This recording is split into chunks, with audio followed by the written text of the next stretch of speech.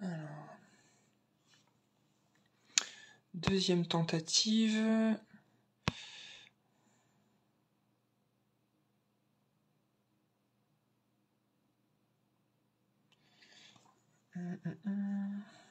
Accepter. Ouais, j'ai un problème de mon côté pour arriver à lancer le live avec Guillaume.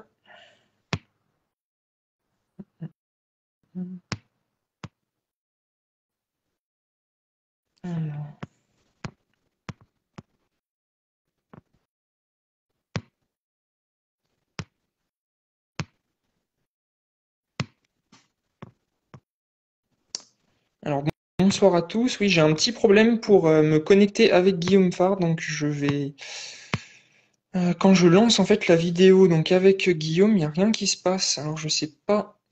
euh, ouais, j'accepte la demande, mais quand j'accepte la demande, il n'y a rien qui se passe. Pourtant, je connais quand même assez bien Instagram, mais là, je comprends pas pourquoi ça ne marche pas. Guillaume Farr ne peut pas rejoindre. Guillaume Farr ne peut pas rejoindre. Guillaume Farr ne peut pas rejoindre.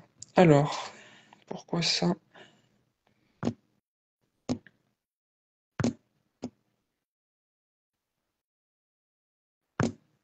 Je peux pas, je comprends pas pourquoi ça m'affiche un message d'erreur comme quoi Guillaume Farr ne peut pas rejoindre. Alors, je ne sais pas pourquoi.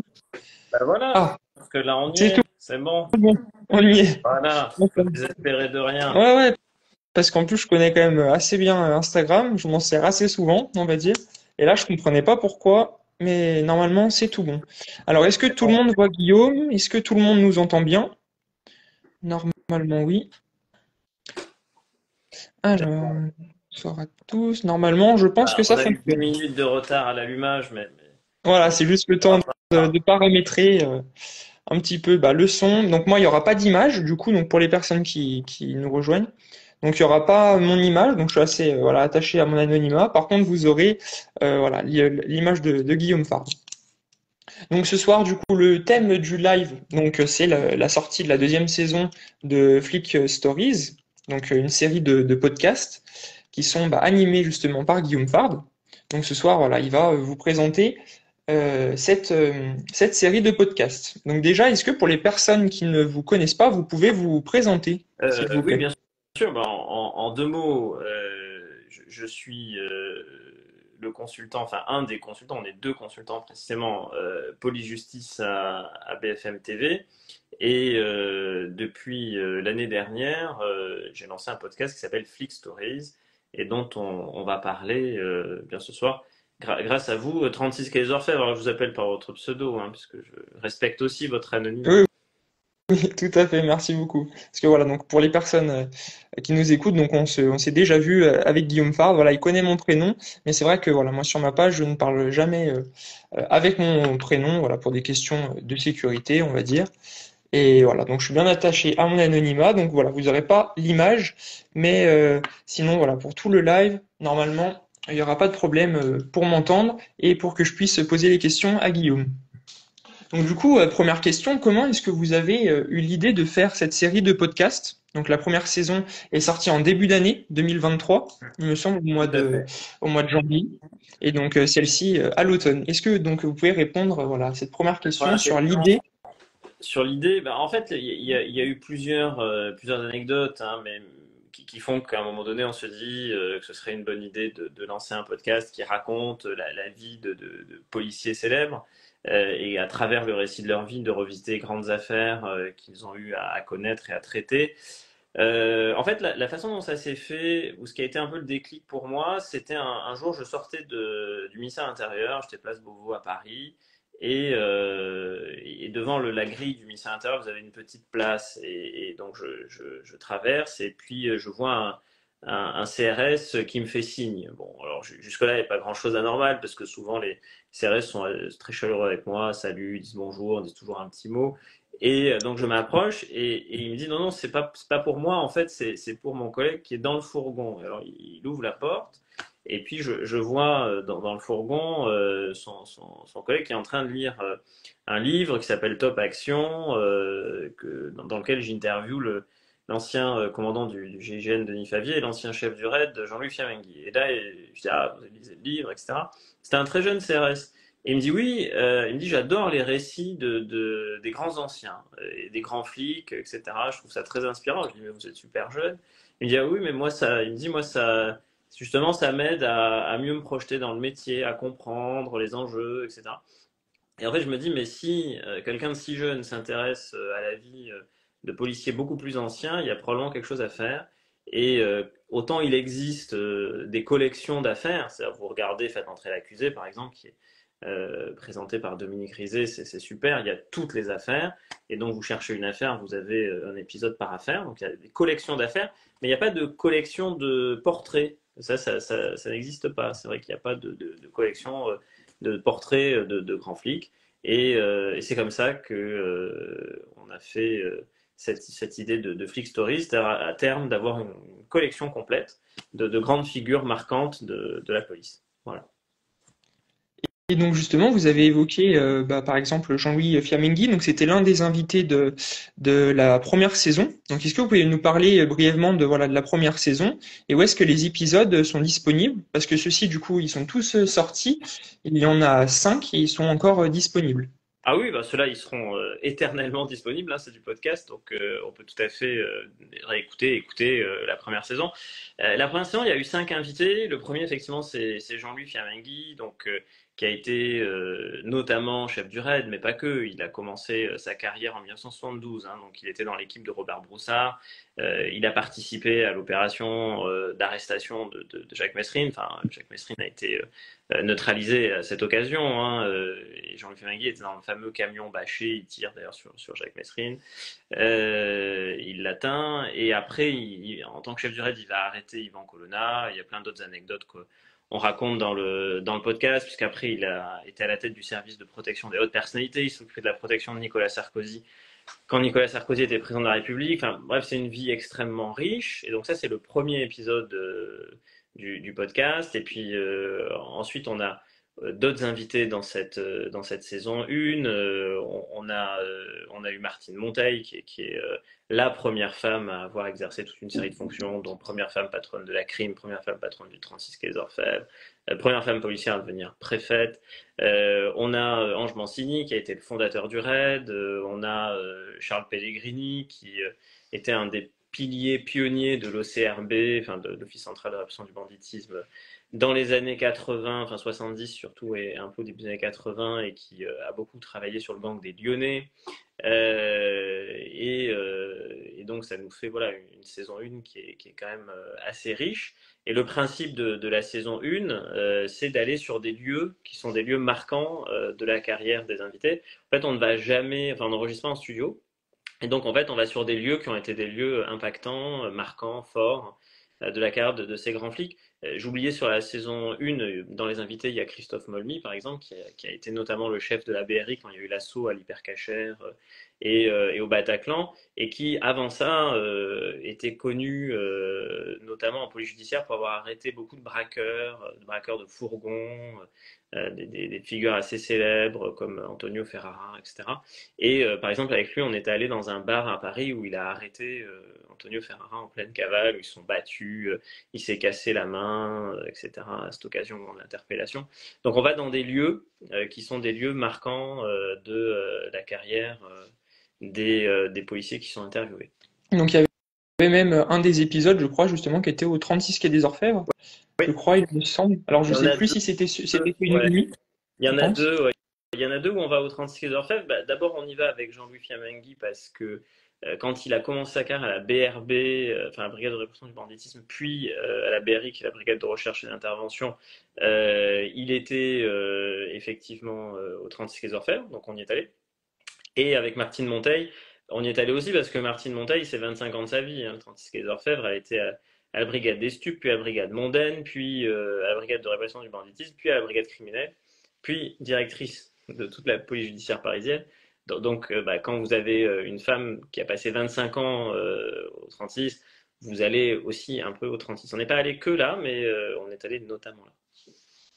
Donc, pour la saison 1, donc c'était exclusivement du coup des policiers. Et est-ce que vous pouvez nous parler des invités, donc les 5 nouveaux épisodes de la saison 2, donc qui Ouais. commencent lundi 2 octobre, et il y a une petite subtilité avec l'arrivée justement d'un gendarme. Oui, oui, oui, oui, effectivement, parce qu'en fait, quand la saison 1 est sortie, j'avais eu, bon, évidemment, beaucoup d'amis gendarmes qui écoutent, beaucoup de gendarmes que je ne connaissais pas, qui ont écrit d'ailleurs, pour dire qu'ils avaient beaucoup apprécié, etc. Mais ils disaient, mais pourquoi il n'y a pas de gendarmes dans Flick Stories? Alors, je disais, bah, parce que c'est un podcast sur les grands flics, et que autant il y a des grandes figures dans la police, autant la gendarmerie, c'est moins évident, c'est moins dans la culture professionnelle qu'il y ait des figures qui se détachent un peu comme ça du collectif.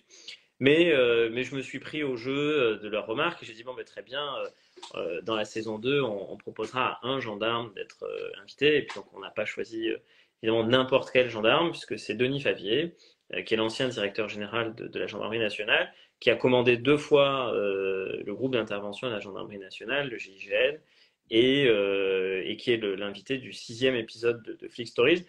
C'est un épisode qu'on a entièrement enregistré dans les locaux du GIGN à Satori. On fait différents lieux, on va au stand de tir, on va dans des lieux d'entraînement, on va au musée, on va dans des bureaux, enfin on fait différents endroits dans la caserne Pasquier, qui est le quartier général du GIGN. Et c'est l'occasion de revenir sur des grandes affaires marquantes pour Denis Favier et donc aussi pour le GIGN.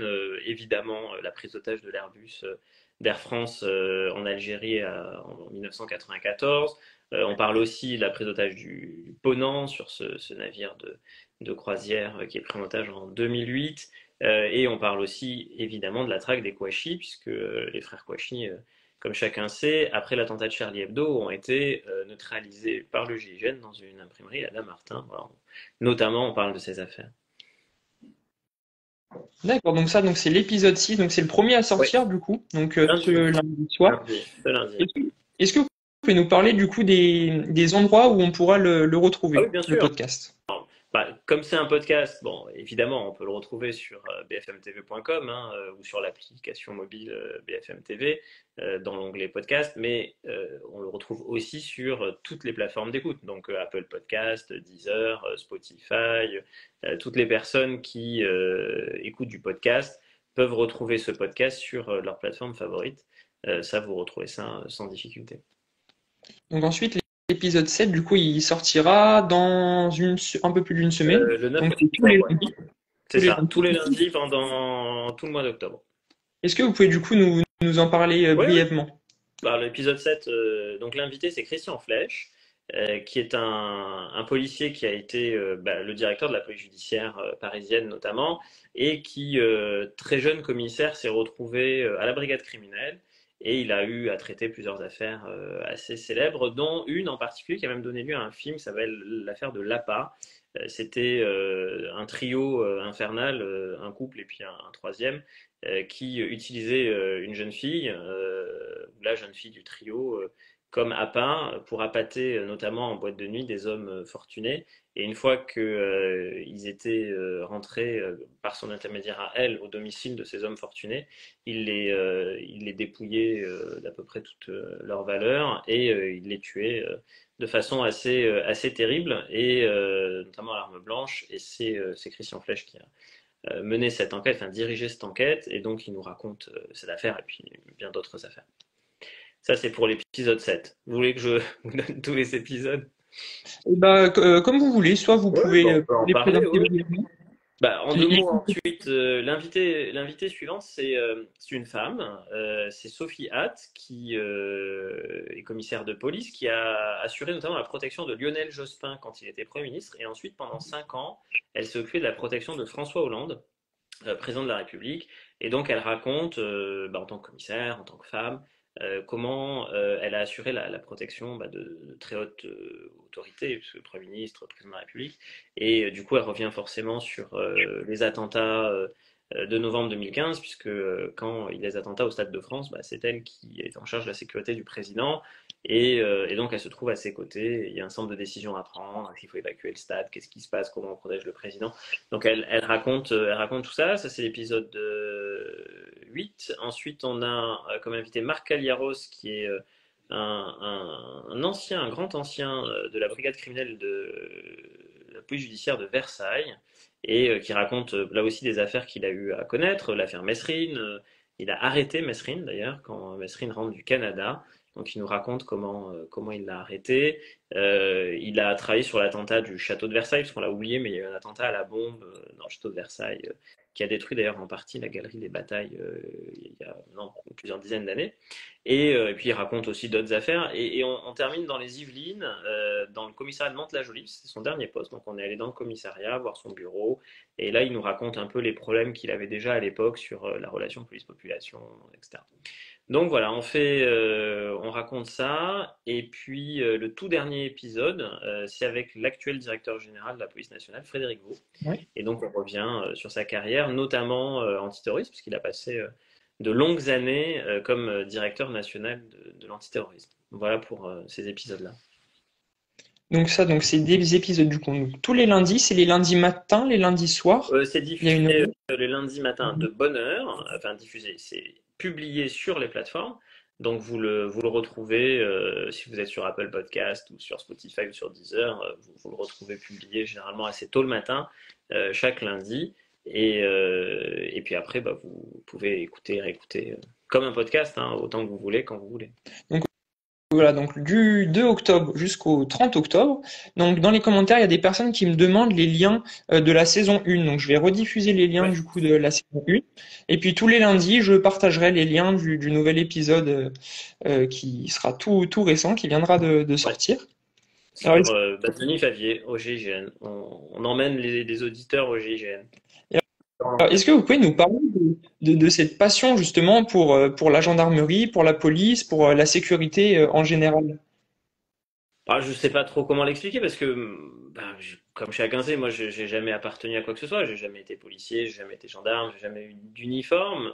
Après, je pense, comme je dis souvent, il y a différentes formes d'engagement. Il y a des gens qui s'engagent de façon très active en portant un uniforme et en allant prendre des risques hein, pour sauver les autres, hein, notamment sur la voie publique. Et puis après, il y a d'autres formes d'engagement. Je pense qu'on peut s'engager pour expliquer le sens de l'engagement de ceux qui s'engagent. C'est aussi une forme d'engagement, hein, de faire de la pédagogie pour expliquer quel est le sens de l'engagement des autres et essayer de faire comprendre à des gens qui ne sont pas de ce milieu quelle peut être la démarche qui a animé certains à s'engager. Et puis on peut aussi s'engager pour que d'autres s'engagent. Et c'est aussi un peu le sens de ces podcasts, c'est que il y a une forme d'engagement qui consiste à susciter l'engagement des autres. Et donc, c'est aussi un peu ça la démarche. Je sais qu'il y a beaucoup à la fois de jeunes policiers et gendarmes qui écoutent, mais aussi des gens